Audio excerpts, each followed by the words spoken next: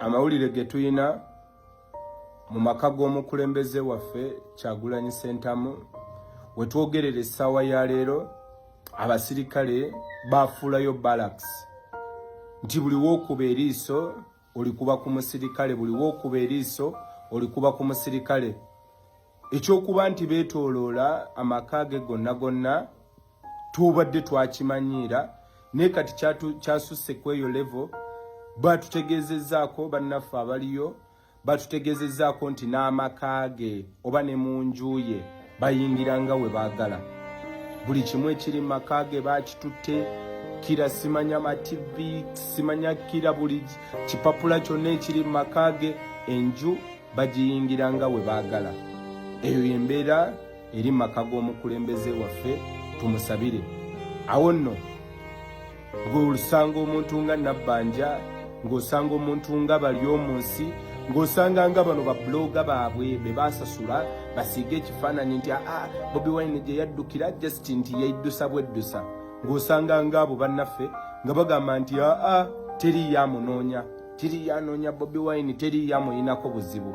Ne TV za wano zirwana nnyo kipromoting ekyo nti teri yamuyinako buzibu. Abaffe bwe baba tebamuyinako buzibu, twebuuza nti n'essaawa ya leero nsonga ki lwaki abasirikale bajjudde mu maka ge bwe baba tebamuyinako muzibu? Kale nno tukondeminga ebikolwa bino eby'ekitujju, eby'ekiyeekera ebigenda mu maaso n'ebikolwa eby'effujjo ebikolebwa ku mukulembeze waffe.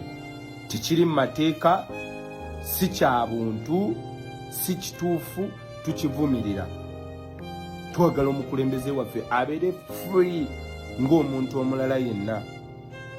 Beera bwetyo bweri birungi si birungi. Era mu ddakiika nga 3 emabegaawo pulezidenti w'ekibiina kya NUP omukulu His Excellency Robert Kyagulanyi Ssentamu ng'asinzidde ku kibanja kye ekya Facebook avuddeyo n'ategeeza nti n'ekiro kikeeseza olunaku olwaleero nti abakuumaddembe era beefoosinze okuba nga bayingira ennyumba ye, beetoolodde amaka gonna, bali wabweru, bali munda mu kikomera. Agambye nti n'essaawa ya kakati temunakkiriza muntu yenna okuba nga akiseesinga amaka ago, kababe ba famire.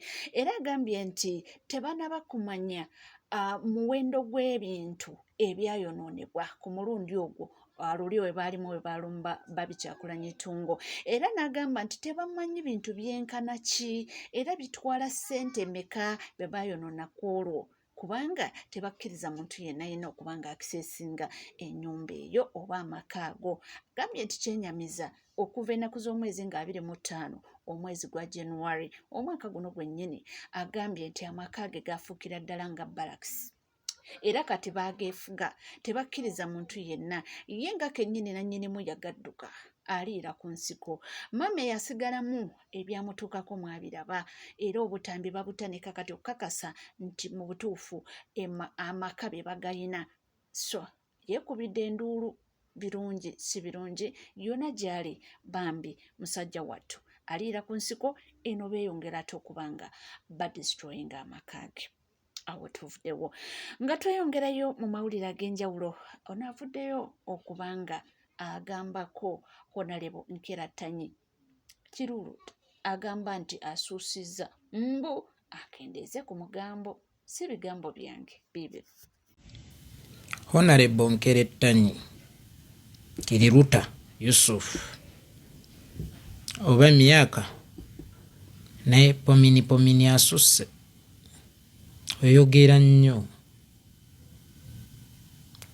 nnyo ku levo ne kansala kwatasobolera kwogera, ate nga kaakati ggwe oli Honorable mulamba naye ogaanye okwapugula edinga. Oyogera nnyo ate nga by'oyogera ennyo bibeera tebyetaagisa. Ntera n'enkulaba n'oyimba kino n'oyimba kiri, odduka n'obuukira omuntu. Mukwano oli VIP mu kiseera kino, kula, sijja kunenya nnyo.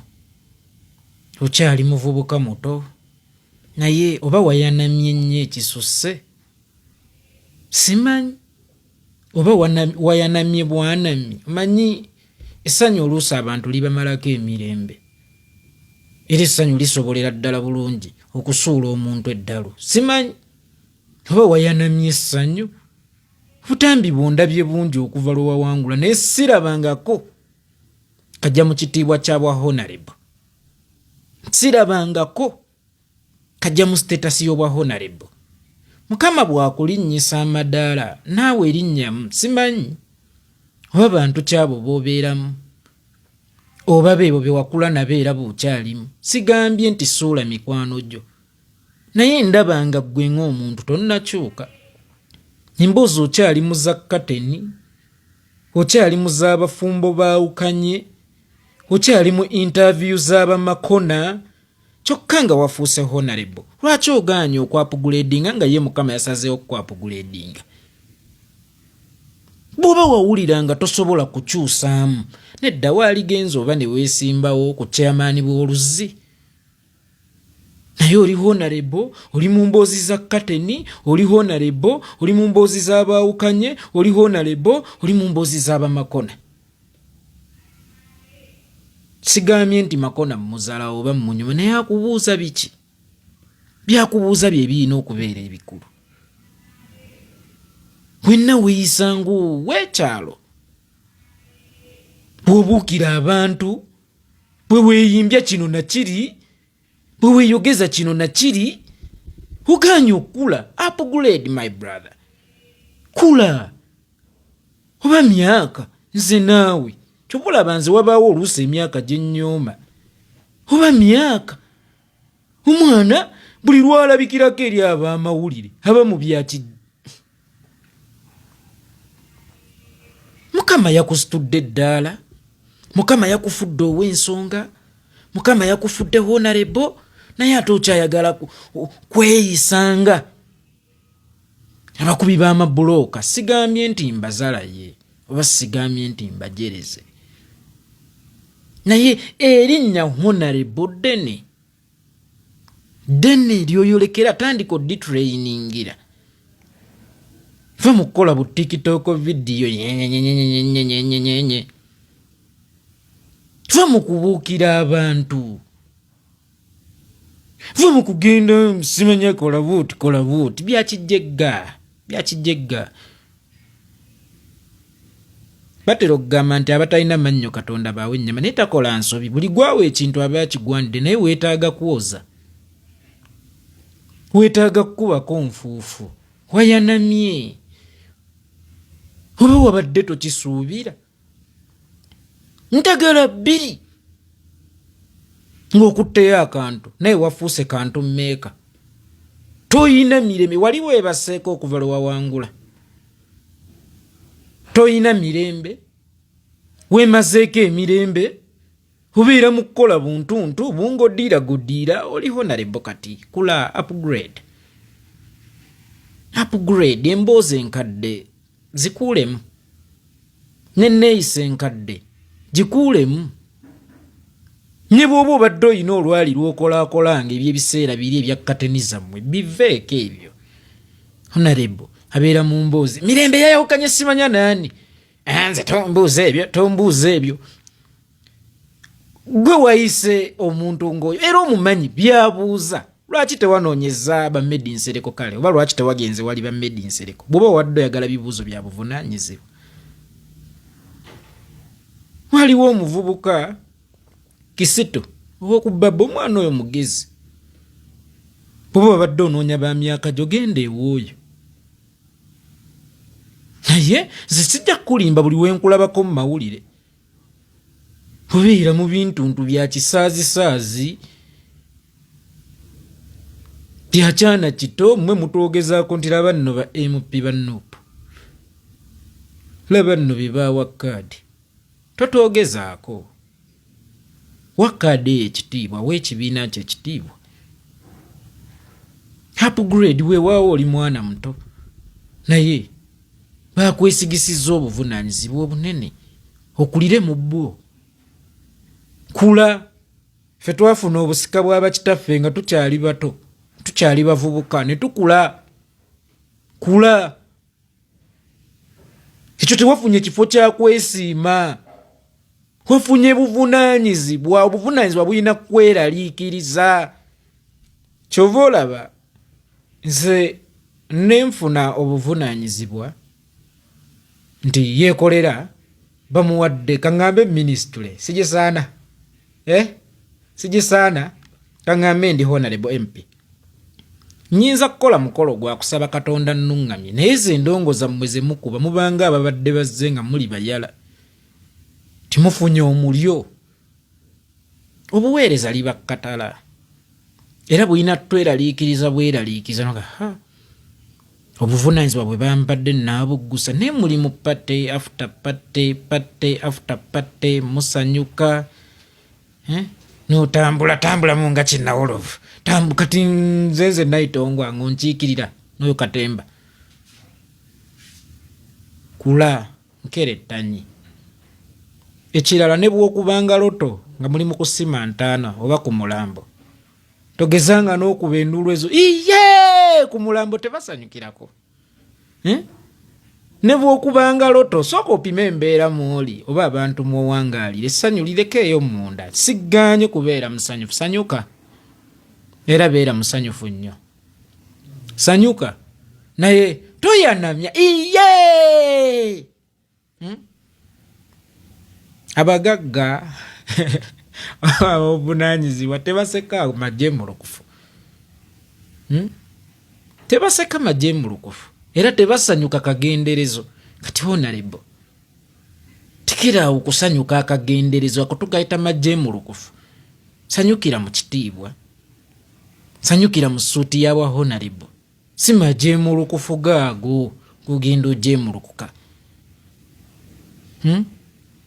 nkerettanyi ow'ekitiibwa ennyo Yusufu kussaamu ekitiibwa sikunyooma naye sirina ssimu yo oba osanga naalikubidde nenkuwabula naye ate nze nnyumirwa nnyo obbagambirako wano oluusi n'abala balabire ku mmwe n'abaana abato balabire ku mmwe kubanga kakati goli kapanda abato balina okukulabirako abakuvaako emabega naye tolina buvunaanyizibwa olemeddwa okufuna karakita z'obukulembeze olinganga eyeesimbyewo ku bwakyamaani bw'oluzzi mu nnyumba obutambi mu binaabiro obutambi mu luggya obutambi naye nga bonna siwaliiwo kajja mu sitetasi yabwa honorable bonna bwakimaginu onsaasire ssebo honorable kosa ekigambo ekyo kula kuba wakuze omwana waabwe bw'obusika bwa kitaawe aba asuumuse mu baana banne waka abeera afuuse taata eyo ekalungu gy'oli tokyali mwana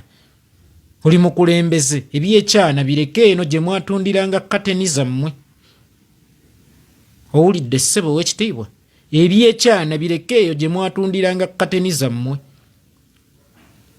era mu mutima mulungi nga siragidde nga mmenye ne ku mavi siddamu okulaba obutambi obwo nze mbuyita bwesittaza honorable tolina kweyambula ssaati okubanga owemudde tolina kukuba okugambo ddene okuba nti owemudde n'ebyo byokola oli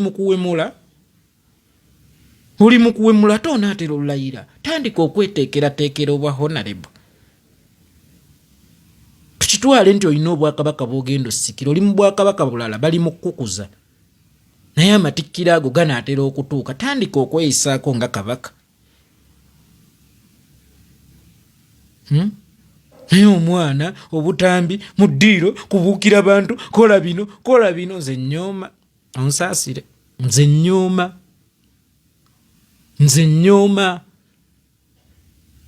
era bwe ndaba omuntu nga yeekola ebyekijjegajjegga simuli toyanama kusanyuka kuba nduulu owangudde loto ku lumbe bali mu maziga tokubirako nduulu oshegedde mukama wange kussaamu ekitiibwa kwagaliza obukulembeze obulungi ebyabalimu ezo tujja tutuukawo nkyakeneka ebyabalimu ezo tujja tutuukawo nkyakeneka naye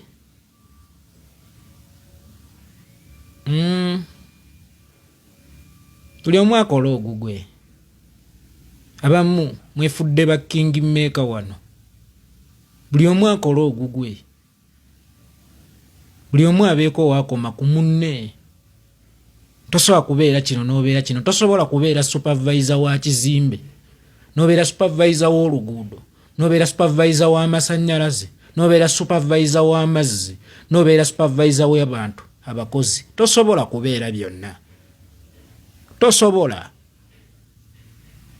Tosobola. Just ate mutiisa abo abatiitiizi. Waliwo gwe nalabye eggulo ng'agamba byekolera yakola vidiyo ng'asaba pulezidenti ku kino ekyababaka kye nayogerako. Muganda wa Kibanda n'agiweereza. Muganda wa Kibanda, wiizi muganda wa Kibanda tumi. Ssikolaganangako na Bobi Wine mutabani wa JW Center mu Yebake Mirembe jjajja waffe. Nkolagana ne His Excellency Kyagulanyi omununuzi wange. Si famire ye. Kubanga ye yennyini ayogera takubwangako ku miggo gya kubeera muganda wa Kyagulanyi. Tawambibwangako kubeera muganda wa Kyagulanyi. Naye ayagala akozese status eyo. Ndi muganda wa Kyagulanyi amanyiira abaana bonna. Ate muganda wa Kyagulanyi. Bino si bya baganda ba Kyagulanyi. Tuyina famire. Jetugamba nti lwaki famire eyagala okweyingiza mu buli ministry. Sale, lwaki wenyigira mu ministry ya Gindi? Gundi lwaki ni muganda wa Kibanda yanyize era kyemmanyi basoose discussingako nga famire. Ndi wa famire yaabwe.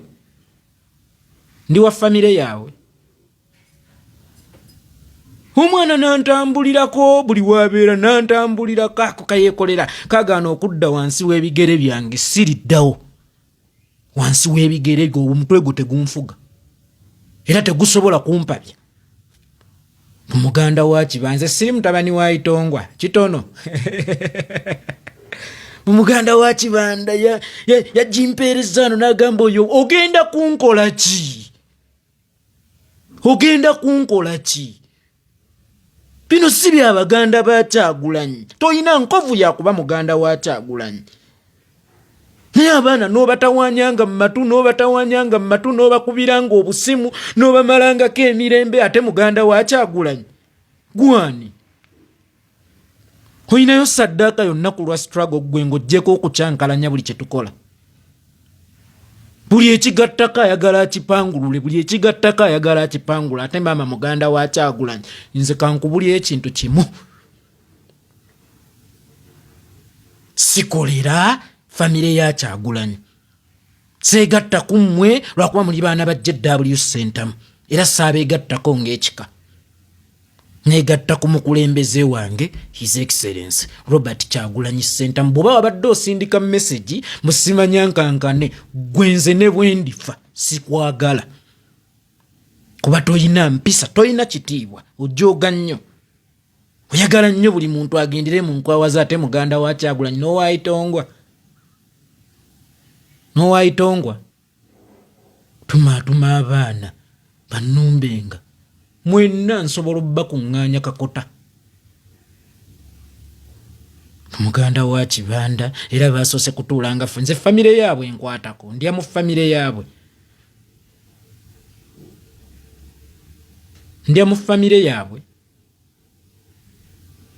Munaagala luliboolo n'okola ki?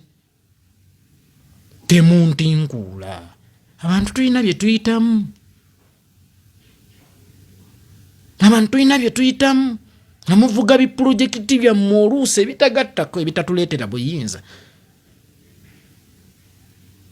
Muganda wa Kibanda.